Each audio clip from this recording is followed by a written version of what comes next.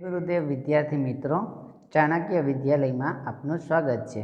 હવે આજે આપણે વાત કરીશું ધોરણ 10નો 16મું ચેપ્ટર, જેનું નામ છે ગતિભંગ। ગતિ એટલે જે સ્પીડ છે અને ભંગ એટલે એને ભાંગી જવી કે એને રોકાઈ જવું, કે જે આપણે ગતિએ ચાલતો હોય એનાથી સ્ટોપ થવું। હવે સૌ પ્રથમ આપણે એના લેખક જે મોહનલાલ પટેલ છે એની વાત કરશું, અને ત્યાર પછી જે આ પાઠની અંદર જે સંક્ષિપ્ત પરિચય તમને આપવામાં આવેલો છે એ સંક્ષિપ્ત પરિચયની વાત કરીશું। તો મોહનલાલ પટેલની આપણે વાત કરીએ। મોહનલાલ બાભી દાસ પટેલનું વતન ઉત્તર ગુજરાતનું પાટણ છે। ઉત્તર ગુજરાતની અંદર આવેલું જે પાટણ શહેર છે ને, એ પાટણ શહેર એમનું વતન છે। વર્ષો સુધી શિક્ષણ કાર્ય કર્યા બાદ હાલ નિવૃત્તિ જીવન ગાળે છે। ઘણા વર્ષો સુધી એને શિક્ષણનું કાર્ય કર્યું, એટલે કે ભણાવવાનું કાર્ય કર્યું, અને હાલ અત્યારના સમયની અંદર પોતે એ નિવૃત્તિનું જીવન ગાળે છે, પોતે નિવૃત્ત થઈ ગયા।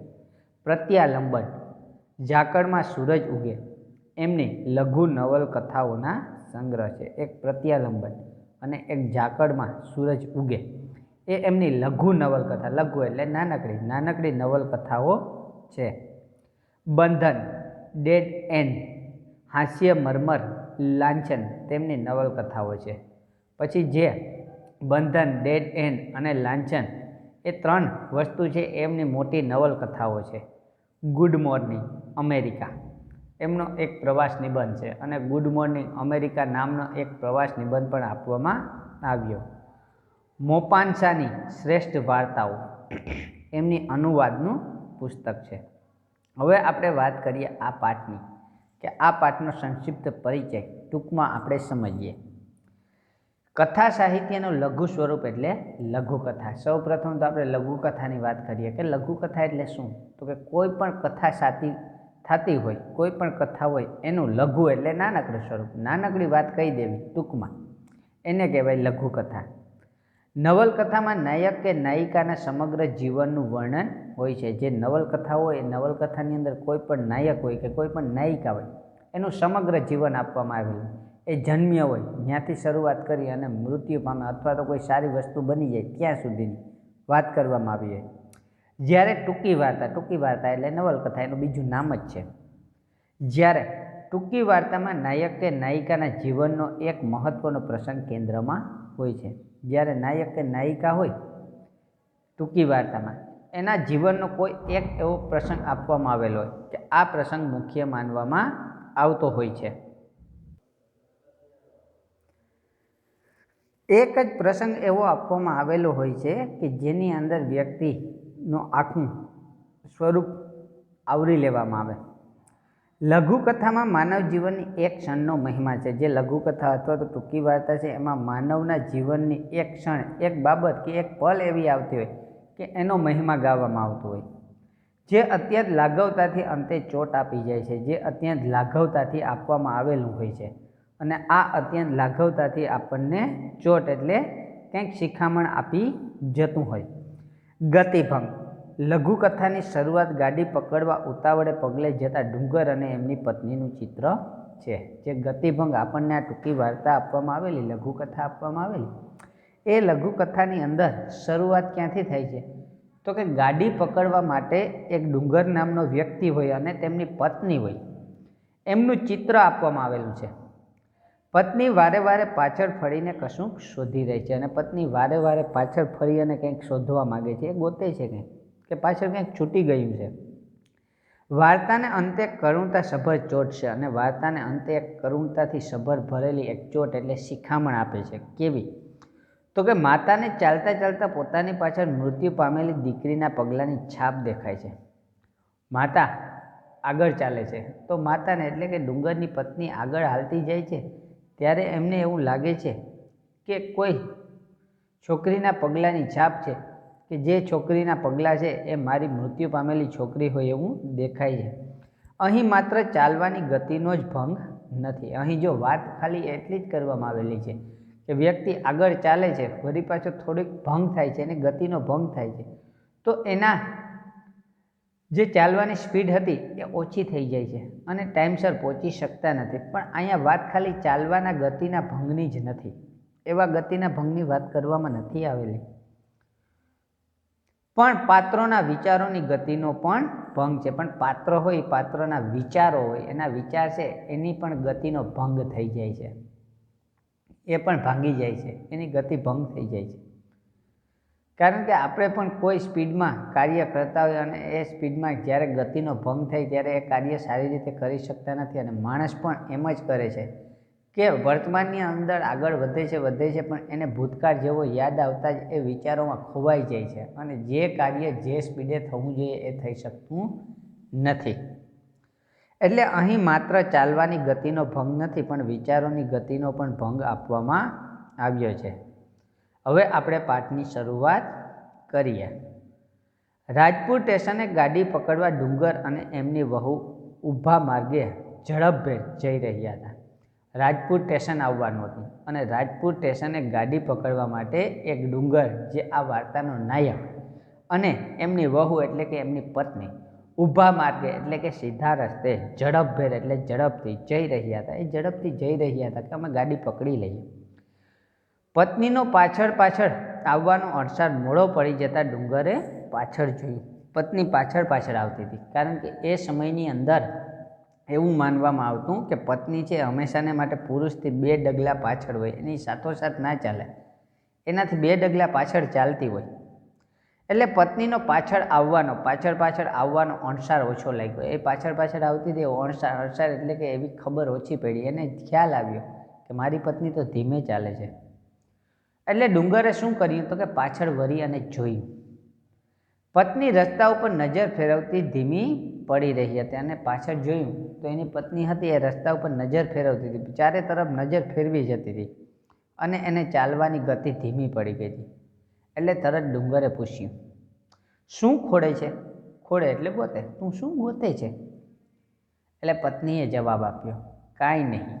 પત્ની કહે છે કે હું કાંઈ શોધતી નથી. પત્નીએ એવો જવાબ આપ્યો અને ઝડપથી પગ ઉપાડવા પ્રયત્ન કર્યો અને પત્નીએ ઝડપથી આગળ વધવાનો પ્રયત્ન કર્યો કે હું ઝડપથી આગળ વધી જાઉં. થોડા ડગલા ચાલ્યા પછી વળી એનો વેગ મંદ પડી ગયો. થોડા પગલાં આમ ઝડપથી ચાલી એના પતિની હારોહાર, પણ ફરી પાછી થોડી વખત થયો એટલે કે 5 મિનિટ થઈ તો ફરી પાછો એનો વેગ એટલે કે એની ચાલવાની ગતિ હતી એ ધીમી પડી ગઈ. એટલે ડુંગરે તરત પાછળ ફરી અને ફરી કહ્યું, આમ ગાંડાની માફક અવળિયા શું ખાય છે? એટલે ડુંગરે તરત કીધું કે આમ ગાંડાની માફક, આમ ગાંડાની જેમ તું અવળિયા એટલે ગોથા, આમ ગાંડાની માફકનું ગોથા શું ખાય છે? શા માટે આમ કરે છે? ડુંગર ગુસ્સે થયો અને ડુંગરને ગુસ્સો આવ્યો કે આમ શા માટે તું કરે છે? દિવસ આથમવા આવ્યો. દિવસ કે આથમતો જાય છે, રાત પડતી જાય છે. આમ કર્યા કરીશ તો રસ્તામાં જ અંધારું થઈ જશે, અને જો તું આમને આમ ચાલ્યા કરીશ ને તો રસ્તો આવશે અને રસ્તામાં જ અંધારું થઈ જશે. કાંઈ આપણે રસ્તામાં અંધારું થઈ જશે તો શું કરશું? કારણ કે એ સમયની અંદર ટ્રેન સિવાય કોઈ વાહનો નહોતા કે વાહન લઈને જઈ શકે, અને ત્યાં જવું હોય તો હાલીને જવું પડતું અથવા તો ગાડામાં.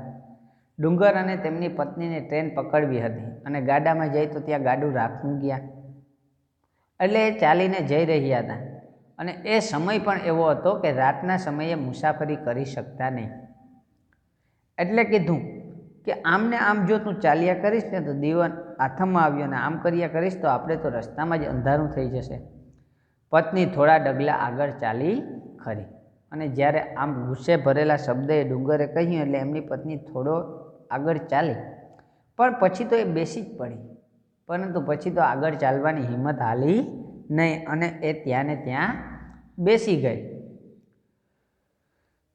પાછો ફરી અને ડુંગર પાસે આવ્યો. એટલે ડુંગરે પાછું જોયું તો એમની પત્ની તો બેસી ગઈ હતી, ચાલતી જ નથી. એટલે ડુંગર ત્યાંથી પાછો ફરે છે અને એમની પત્નીની પાસે આવે છે અને બોલે છે, તે આજ ધાર્યું છે શું? તે કે શું ધાર્યું? તે શું નક્કી કર્યું? આપણે નથી જવું ટ્રેનમાં? ગાડી ચૂકી જઈશું તો નહીં ઘરના કે નહીં ઘાટના એવી દશા થશે, અને જો આપણે ગાડી ચૂકી જશું ને તો આપણી હાલત કે એવી થઈ જશે કે આપણે નહીં રહીએ ઘરના કે નહીં રહીએ ઘાટના. કારણ કે ગાડી ચૂકી ગયા પછી આપણે પાછા આવી શકવાના નથી. અંધારું થઈ જાય એટલે હવે અંધારિયા રસ્તે પાછું અવાશે નહીં, અને ગાડી ચૂકી જશું એટલે રાત આપણેથી સ્ટેશનની અંદર પણ નીકળશે નહીં. ત્યાં પણ ચોર લૂંટારૂનો ડર રહેશે. રાત કાઢીશું ક્યાં? આપણે આખી રાત ક્યાં કાઢીશું? પત્ની કશું જ બોલી નહીં, અને પત્ની કાંઈ પણ બોલે નહીં, ચૂપચાપ બેસી રહે છે. ભાવાર્થ બનીને એ તો નજરની પીછીએ ધૂળ ઉપર પસવારી રહી હતી. ભાવાર્થ એટલે ભાવુક. એ ભાવુક બને છે, અને એની જે નજરની પીછી હતી, એની નજરની જે નજર હતી એ તો ધૂળ ઉપર પસવારી એટલે ધૂળ ઉપર નાખી રહી હતી, ધૂળમાં જોઈ રહી હતી. જોયું? એ બોલી. અને આ બધું ચારે તરફ જોઈ અને કહે છે કે તમે જોયું? આ જો. એટલે ડુંગર પૂછે છે શું? મને તો કાંઈ દેખાતું નથી. એટલે ડુંગરે પૂછ્યું શું જોયું? કે મને તો અહીં કાંઈ નથી દેખાતું, ધૂળમાં કાંઈ વસ્તુ જ નથી. પત્ની આંગળીનો છેડો છેક જમીન પાસે લઈ ગઈ. એટલે ડુંગરની પત્ની હતી એ પોતાની આંગળી હતી, એ આંગળીનો છેડો છેક જમીન પાસે લઈ જાય છે, જમીનને અડાડે છે. એક ઘાટીલી પગલીની છાપ એ બતાવી રહી હતી, અને જમીન ઉપર એક ઘાટીલી પગલી, એક નાનકડી પગલી હતું, પગલું છપાયેલું. એ પગલી ઉપર એ છાપ બતાવે છે કે આ છાપ તમે જોઈ? આપણી બબલીની જ પગલી જાણે. આ પગલું જોઈ લઈએ કે તમે? જાણે આપણી બબલીનું છે, એની દીકરીનું હતું. હું તો ક્યારની એ પગલીઓ જોયા જ કરતી આવું છું. હું કે ક્યારની જોઈતી આવું છું, કે આમ ને તેમ ને. એ આપણી દીકરીની પગલીઓ જોઉં છું, કે જોઈ કે આપણી છોકરીની પગલી કેવી છે. બરોબર એ જ પગલું તમે જોઈ લ્યો કે જેવી આપણી બબલીનું પગલું પડતું હતું ને એવું જ પગલું દેખાય છે. આંગળાની બોર જેવી જ છાપ, અને એના આંગળા જોઈ કે નાના નાના બોર કેમ હોય એવી એની છાપ પડે છે. એટલે ડુંગરે જવાબ આપ્યો, ગાંડી, એવા પગલાં તો ઘણાએ હોય, લે ચાલ મોડું થશે. આવા પગલાં તો કે ઘણાય હોય, આપણી છોકરી જ નાનકડી છે એનું જ પગલું છે કે એવું નથી, આવા પગલાં તો ઘણા છોકરાઓના હોય. લે ચાલી ગયા, હવે તું હાલવા માંડ, આપણે મોડું થઈ જશે. બાળકના પગલાંની છાપ જોઈ મૃત સંતાનની સ્મૃતિથી હાલી ઉઠેલી ડગી ગયેલી પત્ની પ્રત્યે સહાનુભૂતિનો બોલ પતિએ કાઢ્યો. બાળકના પગલાંની છાપ જોઈ અને એની મૃત પત્ની હતી, મૃત જે સંતાન હતું, મૃત દીકરી હતી, એની સ્મૃતિ તાજી થાય છે, યાદ આવે છે. અને એની પત્ની ડગી જાય છે કે આપણી દીકરી ક્યાં ગઈ, આપણી દીકરીનું શું થયું. એના પ્રત્યે ડગી ગયેલી પત્ની પ્રત્યે સહાનુભૂતિનો એક સહાનુભૂતિ આપે છે, એને આશ્વાસન આપે છે, અને આવો બોલ કાઢે છે કે આવો તો ઘણાય હોય, આપણી દીકરીના એકલીના જ નથી. પત્ની બેસી જ રહી એ બોલી, અને પત્ની બેસી રહે છે. પત્ની એના તરફ આગળ વધતી નથી, અને ત્યાં ને ત્યાં બેસી અને જોઈ રહે છે. ખેતરે જતા અને આવતા આગળ આગળ દોડી જતી બબલીની પગલી મારે હૈયે જ જડાઈ ગઈ છે. એ કે હું ખેતરે જતી અને ખેતરે પાછી આવતી ત્યારે મારી આગળ ને આગળ દોડતી હતી આ બબલી, અને એની પગલી જોઈને હું ચાલતી હતી, અને એની પગલી છે એ પગલી તો એ કે મારા હૈયે જડાઈ ગઈ હતી. હું એની પગલી તો તરત ઓળખી જાઉં છું. આ એ જ પગલી, આ એ જ પગલી છે કે જે પગલી બબલીની હતી, એ જ પગલાની છાપ છે. બબલીના બીબામાં પત્નીની નજર ઢળી પડી, અને બબલીનું જે બીબું હતું એટલે કે એની પગલાની જે છાપ હતી ને એના તરફ ડુંગરની પત્નીની નજર ઢળી ગઈ. એ ત્યાં જ જોયા રાખી. ડુંગર એકવાર પત્નીના મુખ સામે જોઈ રહ્યો, અને ડુંગરે એક વખત ફરી પાછું એના પત્નીના મુખ સામે જોયું કે આ શું વિચારે છે, અને પછી પોતાની નજર ગગનના કોઈ માર્ગ તરફ વાળી લીધી. અને પછી ત્યાંથી નજરનું શું કર્યું તો કે પછી એને પોતાની નજર ગગનના માર્ગ તરફ એટલે કે આકાશ તરફ એને વાળી લીધી, આકાશ તરફ જોવા લાગી. બંને જણ સ્થિર થઈ ગયા, અને બંને સ્થિર થઈ ગયા, કાંઈ બોલ્યા નહીં. લાકડીના ટેકે ગગન તરફ મોં કરીને ઊભા રહી ગયેલા પતિને જોઈને પત્ની સાવધ બની ગઈ. લાકડીનો ટેકો હતો, એના હાથમાં લાકડી હતી, એ લાકડીની ટેકો લઈ અને ડુંગરે ગગન તરફ જોયો, આકાશ તરફ જોઈ રહ્યો હતો. એ એમની પત્નીએ જોયું, ડુંગરની પત્નીએ જોયું કે આ તો આકાશ તરફ જોઈ છે, એટલે તરત એ સાવધ થઈ જાય છે. સાવધ એટલે સાવધાન થઈ જાય છે. જુએ છે કે આ શું કે ડુંગર તો ઉપર જોઈ રહ્યો છે, હવે શું થશે? એણે કહ્યું અને પત્ની બોલી, લ્યો હેંડો, હવે પગ ઉપાડો ઝટ. ચાલો એ કે હવે તમે પગ ઝટ ઉપાડો, ગાડી ચૂકી જઈશું આપણે. એ કે ગાડી ચૂકી જઈશું. હવે જો અહીંયા પતિએ તરત ગગન તરફ, આકાશ તરફ મોં કર્યું અને એ જોઈ અને એની પત્નીને વર્તમાનની યાદ આવી ગઈ કે આપણે વર્તમાનમાં શું કરી રહ્યા છે. અત્યાર સુધી જે એની પત્ની કરી રહી હતી એ ભૂતકાળને યાદ કરી અને એની ગતિ મંદ કરતી હતી, એની ગતિનો ભંગ કરતી હતી. તો આપણે પણ વિચારોનો આવો જ ભંગ કરીએ. આપણે વર્તમાનની અંદર જે કાર્ય કરવાનું છે એના વિચારો કરતા હોય, ઓચિંતાનો ભૂતકાળનો વિચાર આવી જાય એટલે એમાં સરી પડીએ, ભૂતકાળના વિચારો કર્યા રાખીએ અને પછી શું કરીએ? તો કે પછી વર્તમાનની યાદ આવે એટલે ઝડપથી ચાલવા લાગીએ. એટલે અહીંયા પણ પત્નીને વર્તમાનનો ખ્યાલ આવી ગયો એટલે બોલી, હવે પગ ઉપાડો ઝટ. કે ઝટ પગ ઉપાડવા માંડો, ગાડી ચૂકી જઈશું આપણે. તો કે ગાડી ચૂકી જવાના છે, જલ્દી જલ્દી ચાલો. અને બંને જણે વળી બમણા વેગથી ચાલવા માંડ્યો.